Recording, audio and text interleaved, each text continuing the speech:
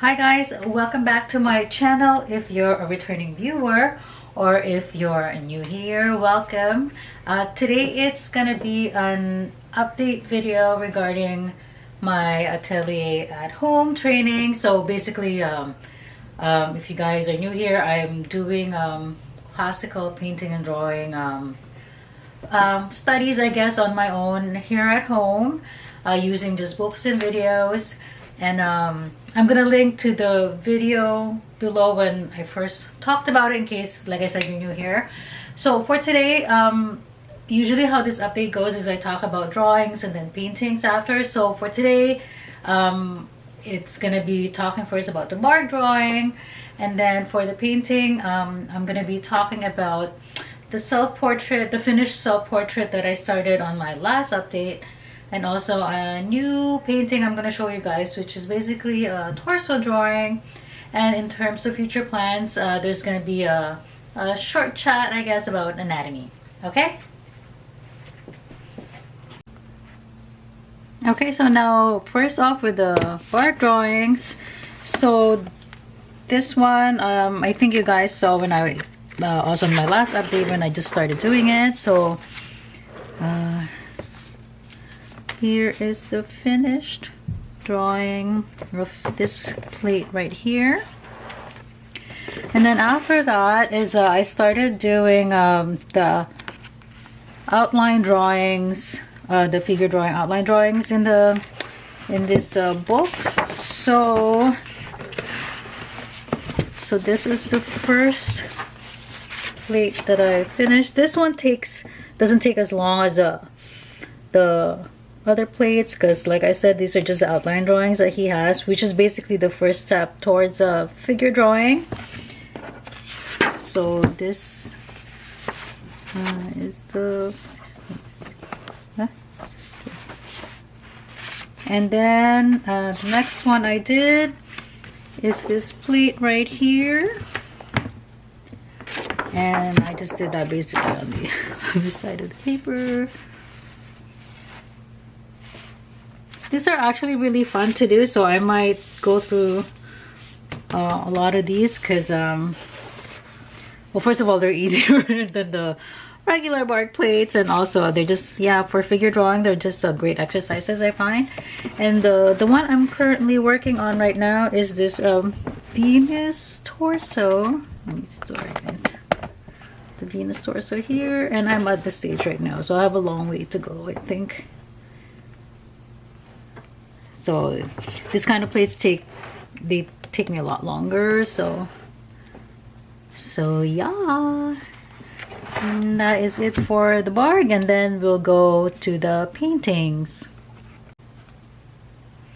So I forgot to add, I think I recorded myself doing this this drawing here, or this one here. So just to show you guys how I do it and my setup, I'm gonna insert a quick video here. All right, and then after that, on to the paintings.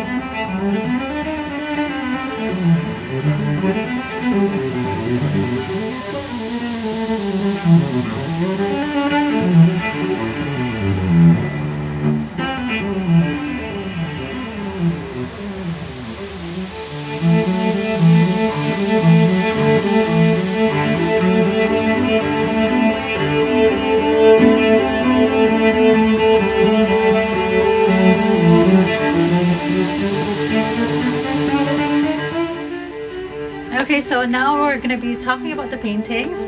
So like I said, the self-portrait I started on my last update. I think you guys saw the drawing.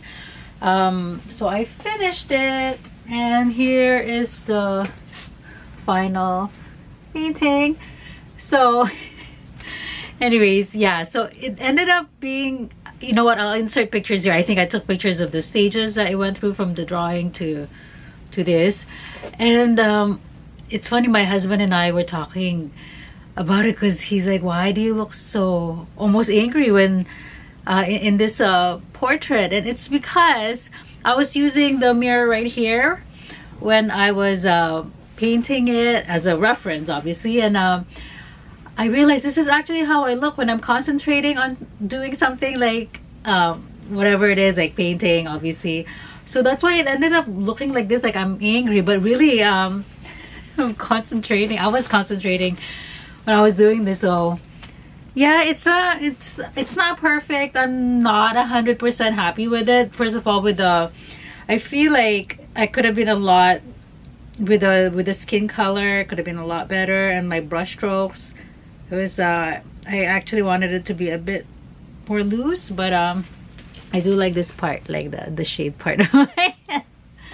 So yeah, that's the first painting. And the next one I'm gonna show you guys is a torso painting, and I'll explain why I ended up doing it like this. Because first of all, I've been reading this Van Gogh biography. So he did this Venus torso, and I also if you guys have been watching my videos before, you know I'm obsessed with Hammer Shoy, and he did this torso. But this is not Venus though. I believe this is Aphrodite. So yeah. And another inspiration is Picasso and his Bargue drawing of the can you guys see? Let me see, the Belvedere torso. So this is basically my inspiration. So what I ended up doing is on the previous section you guys saw, I was I'm currently working on the Venus torso from the Bargue book. What I ended up doing is using that drawing, and I did this painting. So I actually remembered to record myself doing this from beginning to end, so you guys will see the process that I did, which is basically as soon as I did the block in for the Bargue drawing, before I went on to continue, I transferred the block into a tracing paper. Anyways, you guys will see on this video I'm gonna insert now, and I'm gonna do a voiceover, I guess, just to walk you guys through what I ended up doing. All right. So yeah, at this part I'm basically just transferring the drawing into the tracing paper. So after I did the block in, before going on with the Bargue, which I'm still currently working on, I just decided to, like I said, do the outline drawing to transfer to the canvas. Yeah, so now that I transferred it to the tracing paper, I took out the carbon paper, and that's what I used to transfer the outline drawing to the canvas. So I put the carbon paper on top of the tracing paper, and then went over it with the mechanical pencil. So now I'm just trying to see the placement. As you guys will see, the placement was a bit higher than I would like it to have been, but that's alright, because this is really just a study anyway. So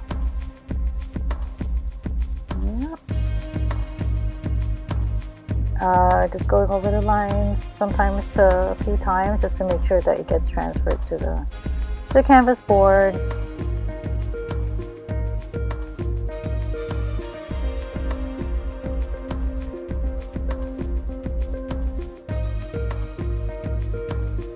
Oops, sorry for the focus issue there. Okay, and that's how it turned out. And now I was just setting this with a workable fixative, which I ended up doing twice. So this is the second time, just to make sure that I don't lose that drawing. And then now I'm at this point I'm putting raw umber all over the canvas. So basically it's a wipeout drawing at this stage. So just laying in the first layer of the raw umber. This raw umber from Michael Hardin really is such a great paint. I really love it. Too bad it's not easy to get here in Toronto, so I ordered this one from Rosemary & Co. So I always like this stage. Like the first stages of painting is always fun because you just really see your image develop. It's like developing film. So yeah, I'm just making sure this is just pure raw umber without any medium. So this step of this kind of painting, you guys, if you're familiar with Julie Aristides' book, she talks about this this type of painting, wipeout painting, just for studying value. And I must admit, I've always really liked this kind of painting, just monochromatic, as you guys will know from my other videos. So yeah, now I'm just basically using a cotton rag it's almost like sculpting your unearthing the figure, I guess.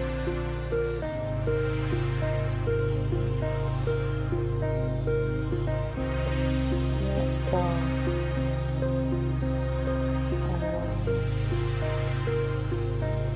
making sure, especially the highlights would be that's a lot lighter than the rest. Yeah, I really like this page. So, and that was the final. Well, not the final, but that's how it ended up. I mean, after the wipeout, and now I'm just putting in the details. So now, at this point, I'm trying to decipher basically the different values, lightest shade, mid-tone, the shadows, and all that fun stuff.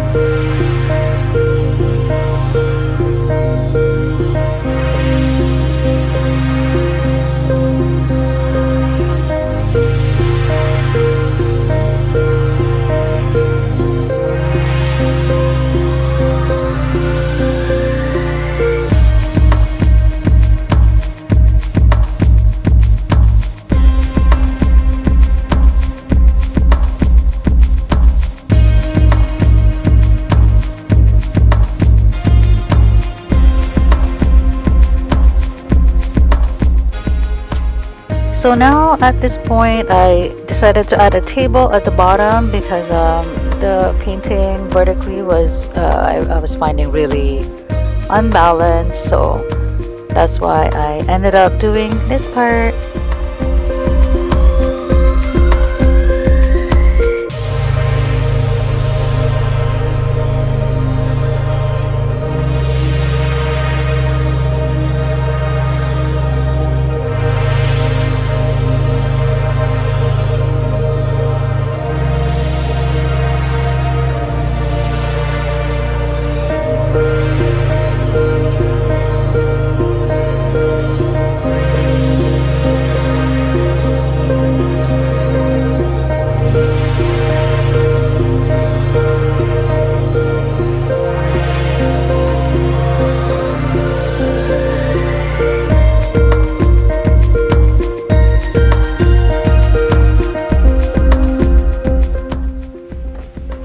Okay, so yeah, like I said, this is the drawing, and I'm okay with how this turned out. Out of the paintings I've done lately, that's one I'm actually really quite happy with how it turned out.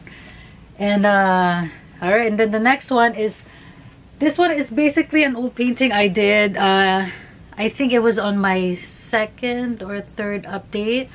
This is a still life that I did in grisaille, and I just decided to glaze it just so that I could work with color, because I'm working with grisaille a lot. I found, you know, I do miss working with color, although I like working with a limited palette. But for this one, because I have this on display in our dining area, so I thought I'd put some color in it. So I just glazed it, like I said, and I'll show you guys. I think I did a quick video of just how I did it.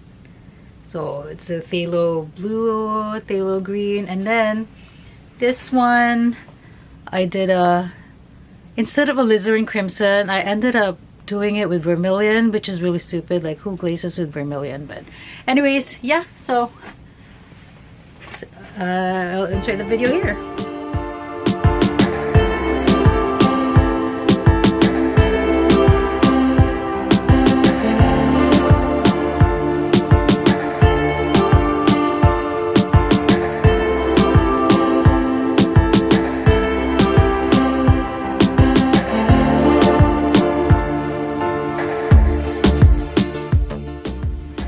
Okay, so now in terms of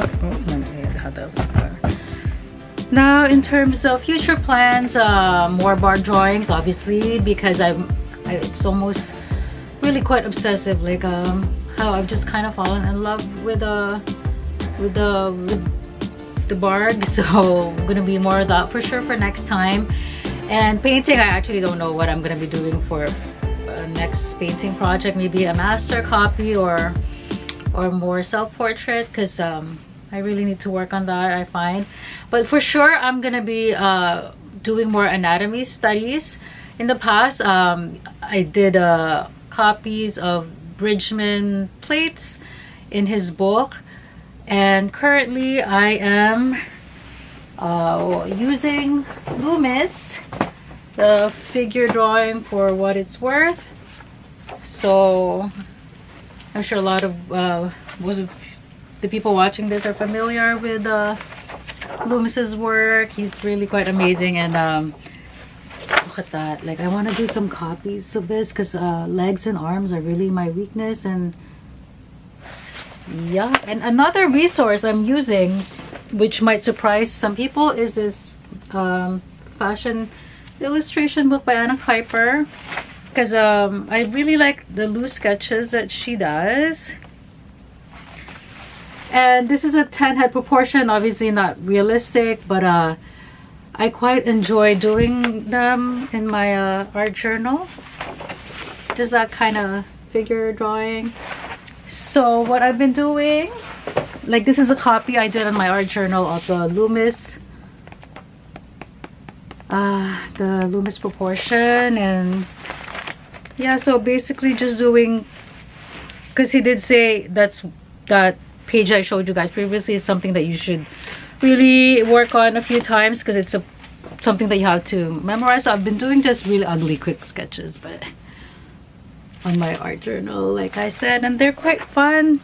And yeah, lately it's just really been just anatomy, just even quick sketches like of the bones and legs. And aside from the Loomis and the Kiper book, two resources actually I want to talk about, which I want to share with everyone in case you don't know about it, is the anatomy videos of Alfonso Dunn, which I will link down below. They're very easy. Out of all the videos I've seen on YouTube, his videos are actually the ones, actually there are two videos that really made sense for me, and I find his way of teaching. A lot of the anatomy videos I've seen, the person teaching, it's almost like kind of condescending. It's like, oh, this is the name and you should know this, and blah blah blah, this is how you should be doing it, which is great, but I don't know, like, I guess just for my style of learning, I find it was almost off-putting the way some people talk about anatomy. Like, it's like, you know, I'm not planning to do surgery, right? I mean, I just really want to know how to properly render a body part. So with Alfonso, I find his style really quite engaging and very easy to understand. And another great resource I just recently found is Robert Beverly Hale's artistic anatomy lectures that he did on in the Art Student League in New York. And someone was kind enough to actually upload the 10 lectures that he did, which is so amazing, you guys. I'm not done watching all of them yet, but I totally understand now why people really love Hale's teachings, because not only is he engaging, he's quite funny as well. And the way he taught anyway, it's almost, well, it is like Bridgman, how Bridgman would just have this stick with a chalk and draw loosely on the sheet of paper, but it just, the way he does it, it's just so casual, but it makes so much sense, and it's something that just clicked with me. So I will share the channel below, the Matthew Bartlett, I think is the person's name, and he is the one who uploaded all his videos. Really such a great resource. So glad to have found it. And so that is it for today. I just wanted to talk about this resources I'm using right now for anatomy, and hopefully that will really help me improve my figure drawing. So yeah, so as always, sorry, I forgot to mention, you guys, if you're wondering why I'm wearing a winter jacket, it's because I do my oil paintings here in the basement. And you will notice also in the video, the video I put up of me doing this, like I'm always wearing a winter jacket. It's because it's really cold here in our basement, so which is also maybe why I haven't been painting as much. So hopefully when it gets warmer here in Toronto, I'll be able to spend more time here in the basement. And on that note, I would like to thank you guys if you've made it this far. And as always, if you have any questions, please feel free to comment down below. Thank you to everyone who's commented from before about how, you know, even though I don't really get a lot of views, but there's a few of you who said, you know, keep doing this. So thank you so much. It's really encouraging to me to hear that. So, and yeah, so hope you guys have a nice day, night, wherever you are, and stay safe. Bye.